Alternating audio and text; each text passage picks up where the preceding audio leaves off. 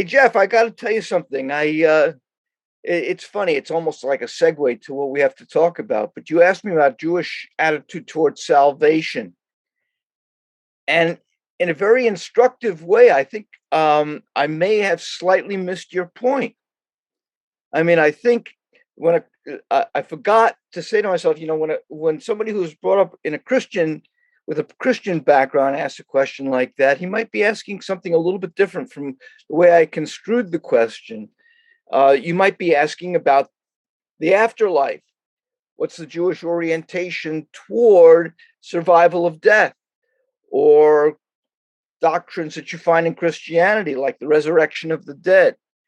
Um, and I had construed it to mean something different, which is it's a very, very important fact that except for a couple, two or three, let's say, passages in the Hebrew Bible, there is no clear reference to any afterlife whatsoever.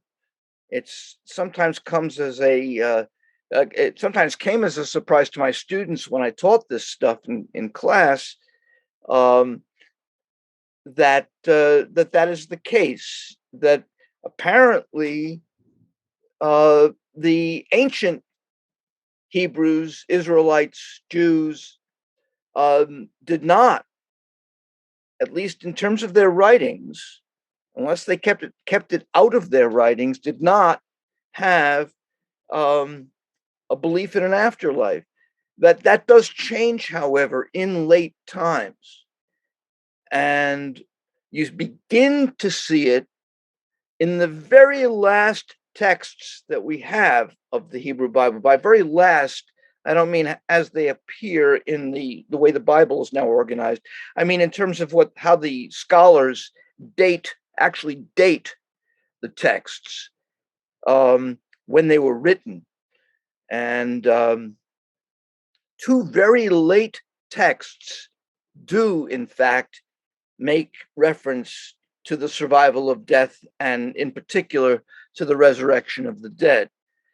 That's important. One of them is from Daniel, and we have very good reason to believe that Jesus, in his thinking, and I want to stress that word, thinking. I think that it's underestimated how important he was as a thinker, as somebody who actually took the materials that he was given and thought them through. Jesus, as a thinker, was clearly, the scholars say anyway, influenced by these texts, in particular Daniel, and in particular one portion of the book of Isaiah. So so if you meant to, and this is a good discussion, because it does have it is fully one big aspect of the doctrine of salvation. If you're asking about the Jewish orientation toward survival of death, and in particular resurrection of the dead, that's an important topic, and we can talk about that, and what kind of influence it had, what kind of relationship it has to Christian ideas. That's an important topic, and I could tell you the texts in particular when you want me to give you chapter and verse. Well, we're at 9 o'clock here, and as far as I can see, it's just Steve and ourselves. I don't see anyone else, but we are recording it, and it will be put up on the church's YouTube page. So, did you see our little tribute to last Sunday's lesson here? No, I'm sorry, I missed it. Where was it? Right on the Apologies. table. Say it again. It's right on the table. Right on the table. You see where I'm pointing? Oh, is it? Oh, it's a whale. All right. Or big fish, if you want. Hey, how about this? I know the Hebrew Bible says big fish. We all know that. It doesn't say whale, but we're also allowed, I believe, given the way that they divided up the animal world in those days, to consider the whale a good example of what they might have meant. And and in popular culture, everybody talks about Jonah and the whale, and I don't mind that either. So going with that, Let me just bring up one point before we get started here. Yeah. I think it would be useful to just go over the definition of what some people would call salvation. Right. Because you bring up a good issue, because salvation, I would imagine, to most Christians means accepting Jesus as your Savior and doing what you need to do to get to heaven. Is that how the Catholics kind of defined it? I'm looking at Steve here. I think that's the general terms that we would see salvation as. That you've led a life that you're able to go to heaven. You've checked all the boxes or had all the 7 sacraments, and you receive salvation in the end. So I'm positive that the idea of salvation is different between Christians and Jews. I think probably the best, broadest definition is getting right with God or leading a righteous life, which I think that would be the more Jewish orientation. But isn't that a terribly confused question? Because after all, when you say the Christian orientation, what is the Christian orientation? I mean, as a scholar, I would have to divide, first of all, the Gospels themselves into 2 categories. And in the Synoptic Gospels, the first 3 Gospels, in other words, in 3 out of the 4 Gospels, Jesus doesn't speak of himself as an intermediary, that it's faith in him. He's always talking about faith in God and what God can do. Yes, he speaks that point, but it's not him. It's not faith in him that he's talking about. It's faith in God. In John, the 4th Gospel, clearly you do have all this stuff about only through him, and a particular doctrine now emerges of who Jesus is, that now he is in a very strong sense, the one through whom one must go in order to achieve salvation. That's clear in John, I think, but not, I think, in the other Gospels. And the other Gospels, again, the scholars think, are earlier. And perhaps, I always want to put a perhaps in here, come closer to what the actual teaching or preaching of the historical Jesus may have been. We can speculate, but we have to speculate. But I think there's 2, from the Christian point of view, there's 2 overlays on this. There's what's in the scriptures and what's in church teaching. And what's in church teaching may not line up exactly with what's in the scriptures. Because exactly. If you view Jesus as a Torah observant Jew, then you would assume that he would reflect the Jewish ideals of salvation. That's my point. Not the churches. That's my point. Yes. And I agree with you 100%. And I go a step further. Jesus is a perfect exemplification of the true Jew of his time, the highest example of it in his time, no more, no less. But when I say no more, I mean, ironically, Jesus is not a Christian in these texts, because now what a Christian, we can that those 3 letters at the end, the suffix Christian, that is something later. Christianity is later than Jesus Christ. So we have to divide that issue and keep it in mind very clearly. So what you were talking about is quite right. Church teaching is a different thing. That's Christianity. But that still leaves open the question of what did Jesus say and what did Jesus mean? Different thing. And I think that brings us back to, I think it was 2 weeks ago. The author of the book that I'm using for Deuteronomy is obviously a Jewish rabbi. Right. But as you make your way through his book, you see that he has, I won't call it an agenda, but he has an opinion of Deuteronomy that is, this is a book to set up a righteous nation where people can be free to follow the laws of God and to institute a society that is under that God. And I think this particular rabbi takes, on occasions, he throws in little pot shots against this is not the idea of Christianity. That the Jewish idea for him of salvation would seem to be leading a righteous life under the law. And he differentiates that from the Christian view of accepting Jesus Christ as your Savior, as your point of salvation. And he kind of throws that in every now and then, I think, to just remind Christians that are reading the book that the Jewish idea of salvation might be different than what they think. Right, but I want to add, that's all correct. I would want to add to that, though, that the righteous life that the rabbi is speaking of has to be looked at more closely, because in the prophets, whom Jesus followed and read and understood quite deeply, there's the emergence of the idea that righteousness has to be understood in an inward sense.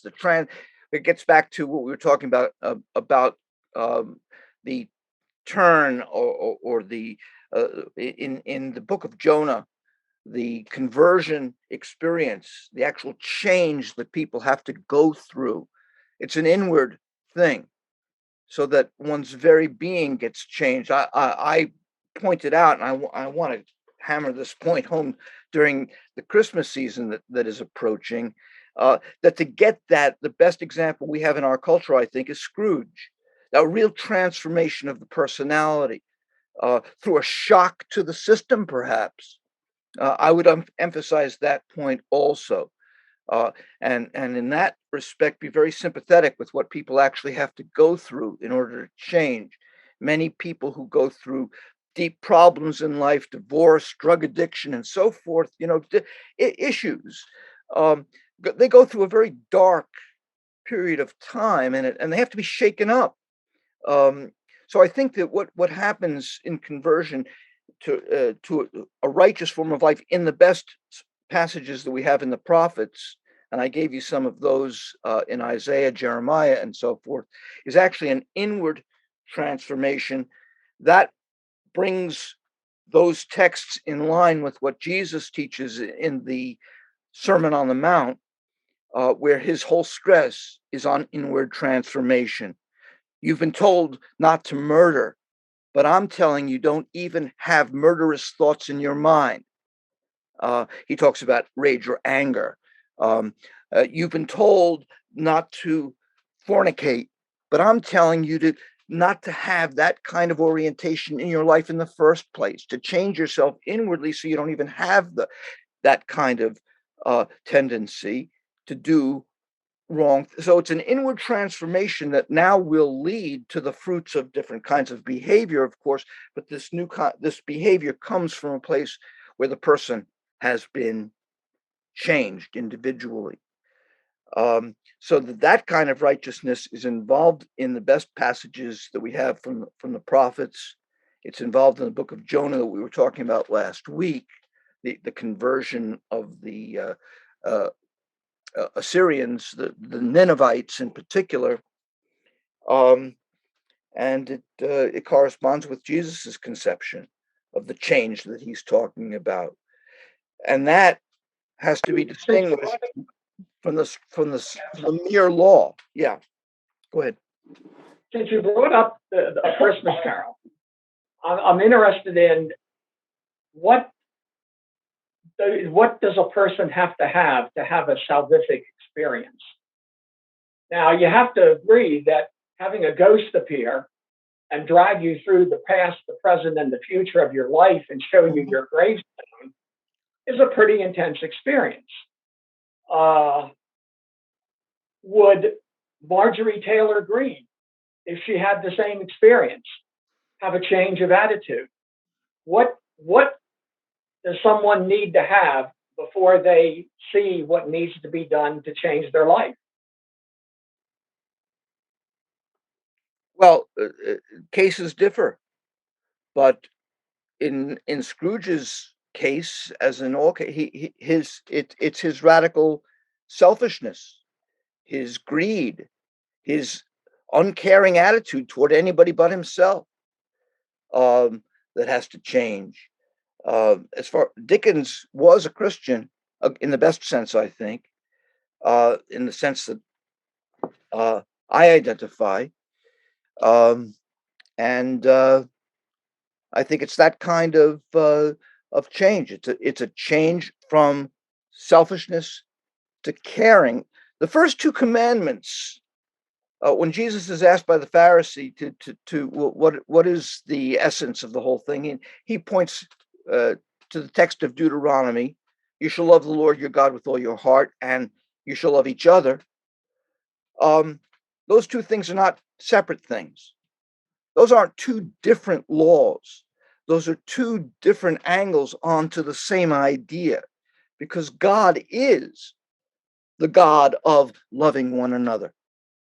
To believe to love God is to love the God of loving one another.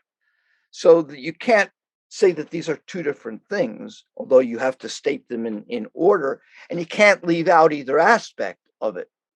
The whole world is governed by God's law. It means it is monotheism. It's the whole idea that the secret to the whole world is the secret of love one another.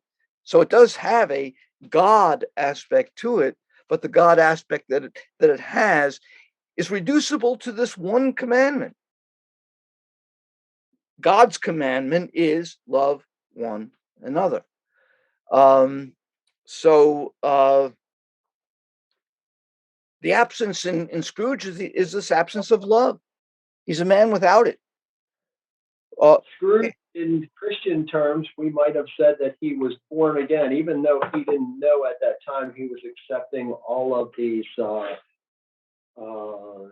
things that Jesus talked about when he would bring up the book of Deuteronomy, or he preached about the book of Deuteronomy, about loving others, love God with all your heart, love others as you would yourself, and love a stranger. I think Scrooge, in a way, was born again after he had Oh, that. no question about it. The metaphor of being born again is fine.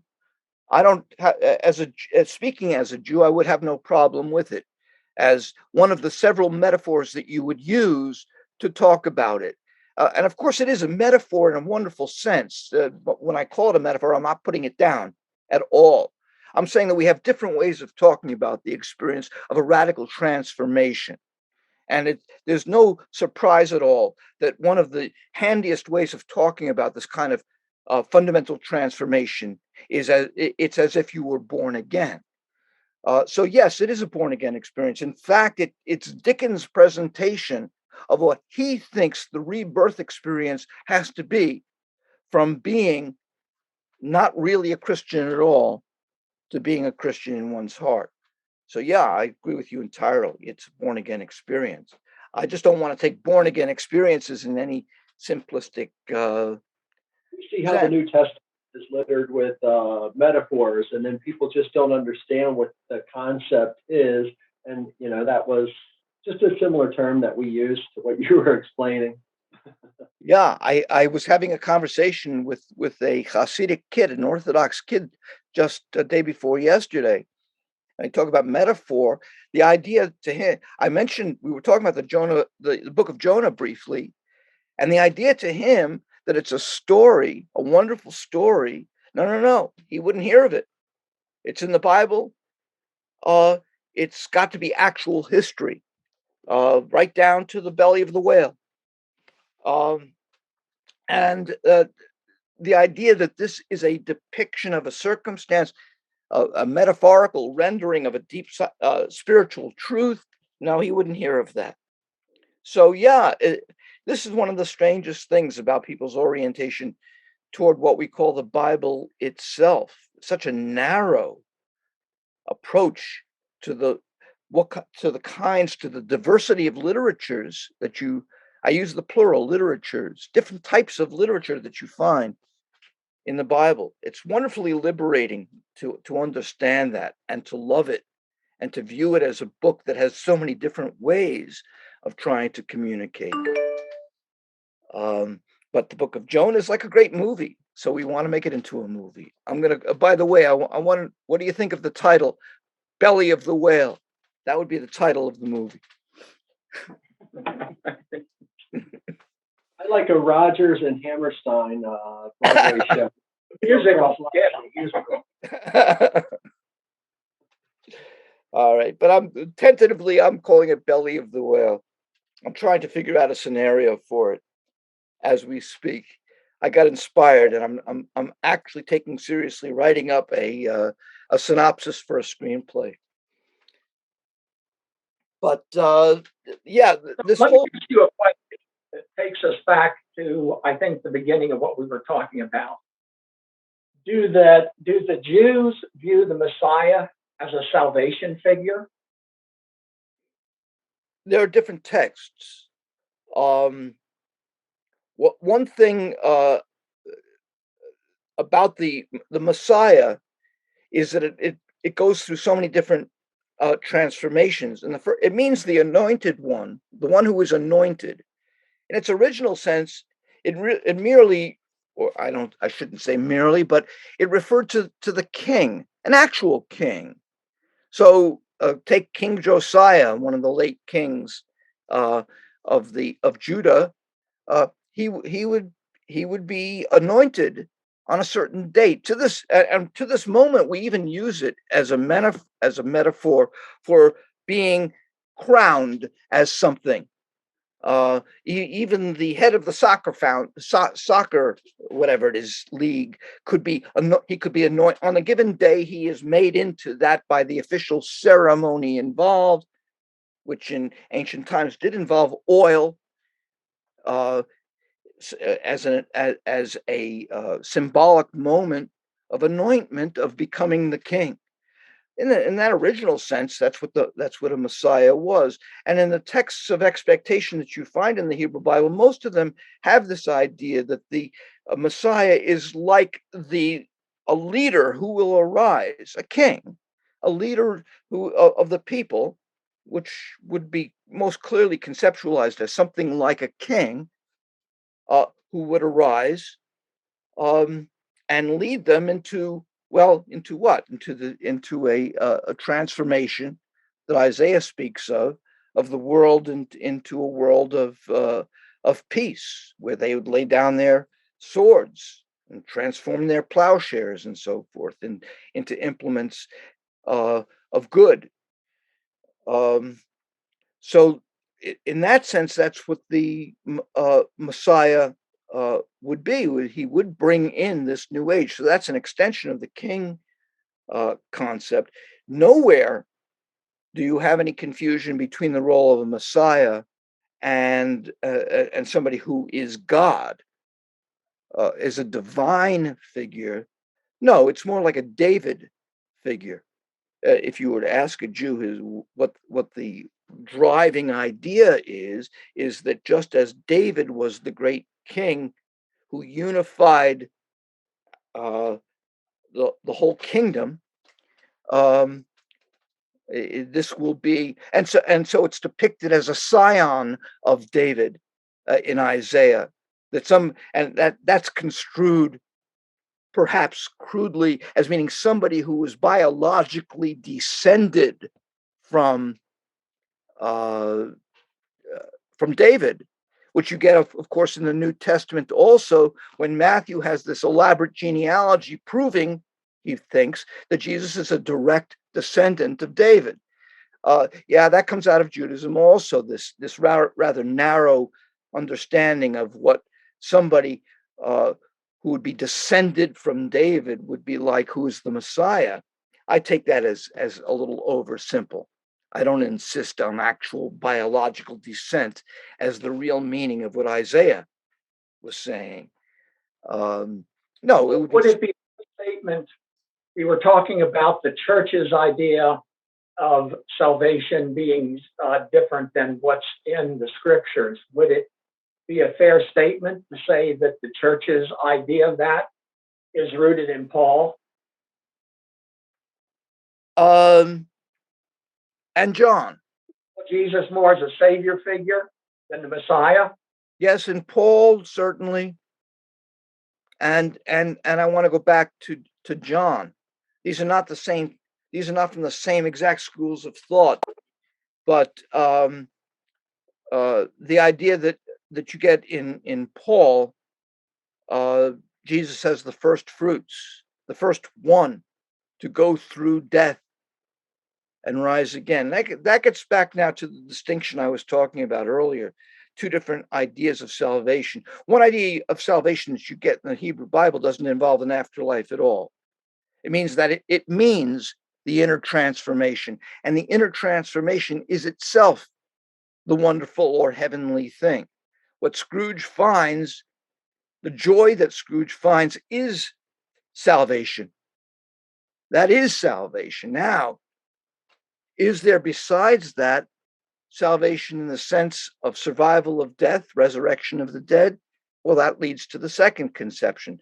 Some people go on to that second conception and some people don't. In the Hebrew Bible, as I was saying again, you only get really two passages that deal with that. By the way, just if you want to jot it down, I'll just say, curiously enough, there are two. One is Daniel, the last chapter of Daniel, chapter 12 of Daniel, and the other is this curious thing. And I know you like thinking about texts, uh,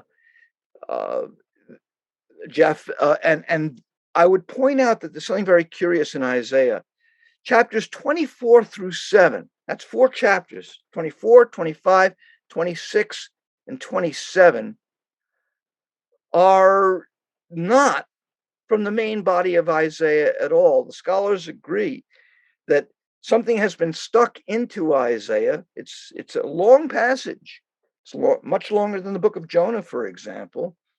Those four chapters that you get in Isaiah 24 through 7 are dated very late.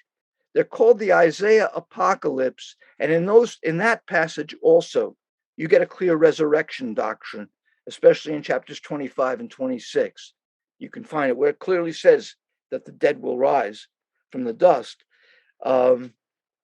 There's another passage where you do get something that may have influenced Jesus's thought, because by late times, it's clear that in late Judaic times, the times sort of at the very end of the writing of the Hebrew Bible itself, and in the time between the two testaments and into Christian times, Jewish thought was changing in favor of a doctrine of the resurrection. And Jesus gets his idea of the resurrection of the dead primarily through these texts and primarily through Daniel. And I keep saying resurrection of the dead to emphasize that the idea that you have is clearly one. There's no spirit, there's no disembodied spirit involved in this conception. It's the rising of the dead out of the earth. It's kind of stark and scary, but the storage places of the earth, the graves themselves, will yield up. I mean, if you were to depict this in a movie, the actual resurrection of the dead out of the earth, if you take it literally, that's what you get here. It's not, there's no such thing here as a disembodied spirit that's involved in this. It's not a doctrine of the soul going to heaven. There is an idea of heaven in Judaism, but this is not the idea that we have here. It's the resurrection of the dead. They will rise again, and in clearly fully embodied form, real bodies, real individuals. Paul, of course, tussles with this. He wants to clarify, well, it won't be a body in the old physical sense. It'll be a spiritual body. He's Corinthians 15, 1 Corinthians 15, where he discusses this at length. It's clearly on his mind to try to clarify to himself what the resurrection of the dead is all about. He wants to say it's not the same kind of body exactly. It's a purified body, different, but at the same time, it is a body.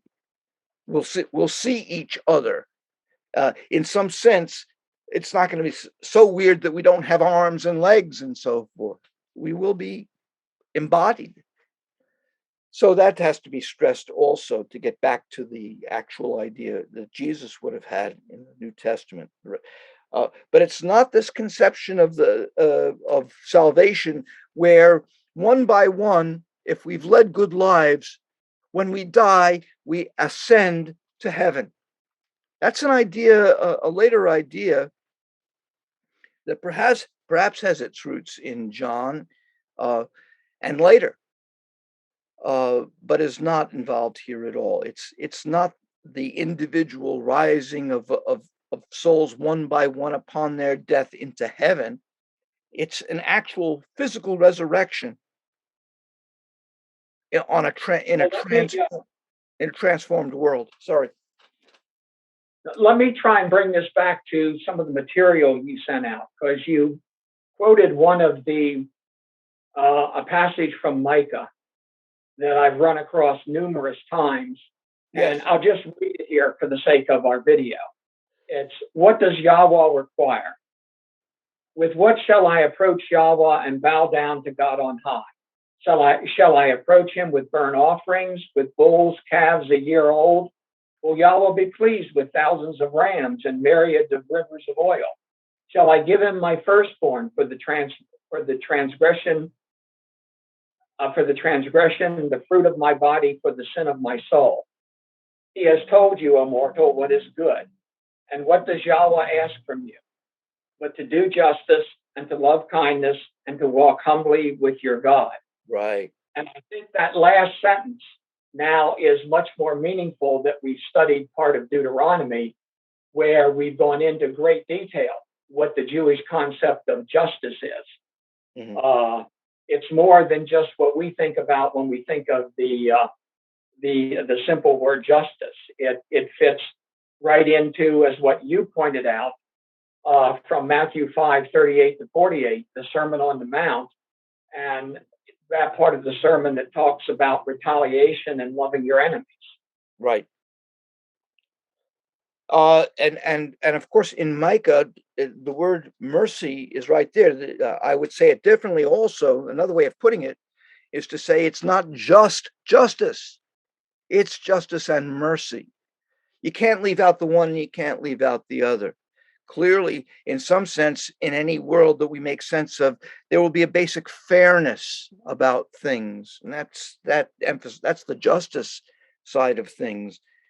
But perhaps even deeper than that is the mercy, kindness, just a change of heart, so that we say this in discussion of legal cases, that justice must be tempered by mercy. You have to think somehow of a synthesis of these two concepts to get it right, and that's what you have in Micah also, in contradistinction from all of the laws and so forth, the rules of sacrifice. It's a lovely passage because you can't miss the fact that there's a critique of the cult of the sacrifice at the temple. If you think that all that's involved, if you think that what is involved is sacrificing your rams at the temple, the priests, of course, were in charge of this. That's not it. What God is asking is not for your sacrifices at the temple. He's asking you to change your heart, to love justice and mercy, and walk humbly with your God. And I'd like to explore the word humbly here also. You talked about Marjorie Taylor Greene. I could talk about people on all ends of the spectrum, on all parts of the spectrum, I mean, politically. But the word humbly is so important here. Humbly means not thinking that your mind is the be all and end all. To be humble is to realize I'm just me. And that's part of it too. Justice, mercy, and realizing that you are just one person. Understanding that there are others with other points of view out there. So the sin of so many of our political figures, Marjorie Taylor Greene would be an example, I think, is what we call, quite rightly, self-righteousness. There is such a thing as self-righteousness. And so a third thing besides justice and mercy that you get in that passage of Micah is clearly with this word humbly is, and don't be self-righteous. That's all part of one conception, of course. I mean, to do one of these things is to do them all if you get it. It's not to put yourself first.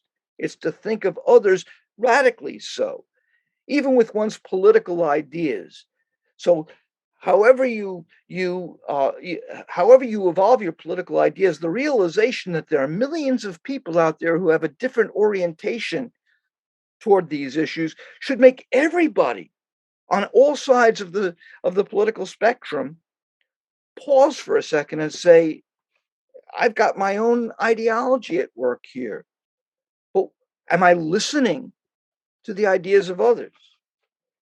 That's the humility part, the humble part, and to walk humbly with your God. It's a great passage which is quoted. Also, there's a parallel. The great Rabbi Hillel was once asked if he could summarize the whole teaching of Torah while standing on one foot. Means it in a very, very, very briefly, and he gives us his version of the golden rule: do unto others as you would have done to yourself. I forget the exact way he phrases it, but he gives that. He says that's the whole of the Torah. The rest is commentary. And that's one of the Hillel is remembered as the greatest of the rabbis, the first, really, the foremost of the great rabbis. And to this day, if you go to Jewish kids who go to college, at most colleges have a Hillel society. That's the Jewish society at a college named after this great rabbi. Well, there it is. He doesn't mean you shouldn't read the rest of. He doesn't mean ignore the commentary. He thinks the commentary is ever so valuable, but it is commentary. If you get that first point, treating others as you would have yourself, as you yourself would be treated, then you really do get the whole thing. And would you say that statement also sums up the teachings of Jesus? I do. Yeah, I do. I do believe that and Paul too, when he talks about the Spirit, that faith and not the law.